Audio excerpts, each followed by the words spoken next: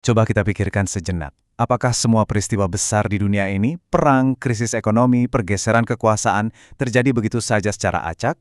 Atau jangan-jangan ada sebuah skenario besar, sebuah desain agung yang tersembunyi di baliknya? Hari ini kita akan coba mengurai dua narasi yang kelihatannya sangat berbeda, tapi ternyata punya kesamaan yang luar biasa mengejutkan. Untuk menjawab pertanyaan tadi, kita akan menyelami dua teori. Yang satu datang dari nubuatan agama, eskatologi Islam, satunya lagi dari analisis geopolitik modern. Kita akan coba lihat di mana sih titik temu keduanya dan apa kaitan yang bisa kita tarik dari situ.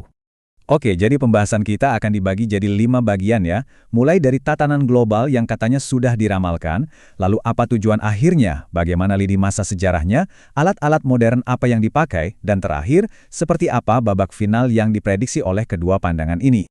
Baik, kita mulai dari bagian pertama. Di sini kita punya dua narasi yang seolah-olah berjalan paralel. Di satu sisi, ada kerangka dari eskatologi Islam. Di sisi lain, sebuah teori dari analisis geopolitik. Keduanya mencoba menjelaskan tatanan dunia yang kita tinggali.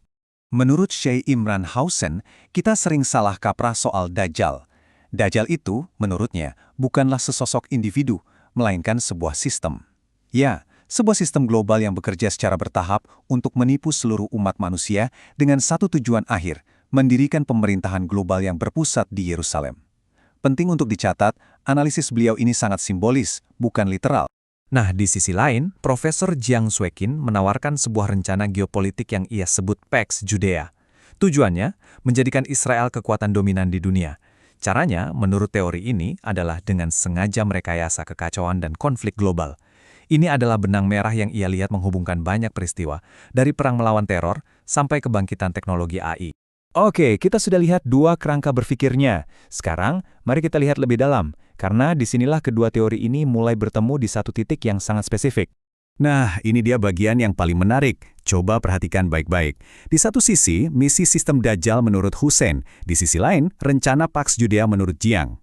Keduanya, meski datang dari latar belakang yang berbeda, satu religius, satu sekuler, bermuara pada kesimpulan yang sama, menjadikan Israel sebagai negara penguasa dunia. Kok bisa? Disinilah letak kaitan utamanya. Jadi, poin krusial menurut Sheikh Hussein adalah, agar tipuannya berhasil, sistem Dajjal ini harus meniru dengan sempurna misi Mesias yang sejati. Dan bagian dari misi itu adalah menjadikan Israel negara penguasa di dunia. Ini adalah logika peniruan yang jadi kunci argumennya. Tentu saja, rencana sebesar ini tidak terjadi dalam semalam. Menurut Sheikh Hussein, ini adalah sebuah proses sejarah yang panjang dan bertahap, yang sudah berjalan selama berabad-abad. Dan di sini ada interpretasi simbolis yang sangat menarik. Hari-hari ini bukanlah periode 24 jam.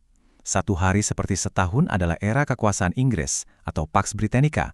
Lalu satu hari seperti sebulan adalah era dominasi Amerika, Pax Americana. Dan yang terakhir, satu hari seperti seminggu, adalah era yang diprediksi akan datang, era pemerintahan Israel. Jadi, pada fase pertama, era Pax Britannica, Inggris meletakkan fondasi politik, keuangan, dan teknologinya. Mereka yang mengeluarkan deklarasi Balfour, mengalahkan Ottoman, dan menyiapkan panggung untuk negara Israel di masa depan. Ini adalah babak pembuka. Setelah Inggris, Amerika Serikat mengambil alih peran. Menurut kedua sumber, Amerika menjadi mesin utama dalam proyek ini. Kekuatan militernya yang luar biasa dan dominasi dolar AS digunakan untuk membentuk kembali Timur Tengah dan melindungi kebangkitan Israel. Pertanyaannya, bagaimana kontrol ini dicapai dan dipertahankan di era modern kita sekarang? Nah, kedua sumber ini menunjuk pada seperangkat alat yang sangat canggih. Dan di sini kita lihat lagi titik temunya. Luar biasa.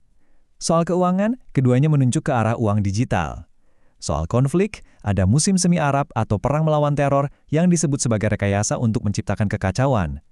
Soal kontrol sosial, ada isu tentang revolusi sosial hingga pengawasan total melalui AI. Istilahnya mungkin beda, tapi polanya sama. Keterkaitannya sangat jelas. Untuk memberi gambaran soal skala kontrol ini, Sheikh Hussein menyoroti adanya lebih dari 700 pangkalan militer Amerika Serikat di seluruh dunia. Ini adalah bukti fisik dari aparatus kontrol global di era Pax Americana. Poin kuncinya di sini adalah, kekacauan itu bukan kegagalan sistem, melainkan justru bagian dari sistem itu sendiri. Menurut kedua analis ini, peristiwa seperti perang di Libya atau Irak adalah kekacauan yang disengaja, direkayasa untuk melemahkan lawan dan memusatkan kekuasaan di satu titik. Jadi semua ini mengarah kemana? Oke, kedua narasi ini menggambarkan sebuah babak akhir yang sangat dramatis dan penuh gejolak. Kira-kira begini urutan kejadiannya menurut prediksi mereka.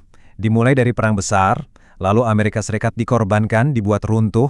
Dari kekacauan itu, Israel muncul sebagai kekuatan super baru. Kemudian muncul seorang pemimpin di Yerusalem, dan ini semua memicu konfrontasi terakhir. Pada dasarnya, ini adalah sebuah penghancuran terkendali tatanan dunia lama untuk memberi jalan bagi yang baru. Jadi, hasil akhir dari skenario ini adalah pembalikan total dari struktur kekuatan global yang kita kenal sekarang. Dunia dalam kekacauan, kekuatan Amerika anjlok, dan kekuatan Israel berada di puncaknya. Nah, yang terpenting untuk kita ingat adalah ini semua disajikan bukan sebagai fakta yang absolut, melainkan sebagai sebuah kerangka analisis. Sebuah cara untuk mencoba menghubungkan titik-titik peristiwa global yang tampaknya terpisah menjadi satu narasi yang utuh. Jadi pertanyaannya bukanlah apakah ini benar, melainkan apa yang bisa kita pelajari dari cara pandang ini? Jadi, setelah melihat kedua kerangka ini, pertanyaan terakhir kembali ke kita semua. Saat Anda melihat peristiwa dunia saat ini, pola apa yang Anda lihat? Dan cerita atau kerangka berpikir apa yang Anda gunakan untuk memahaminya?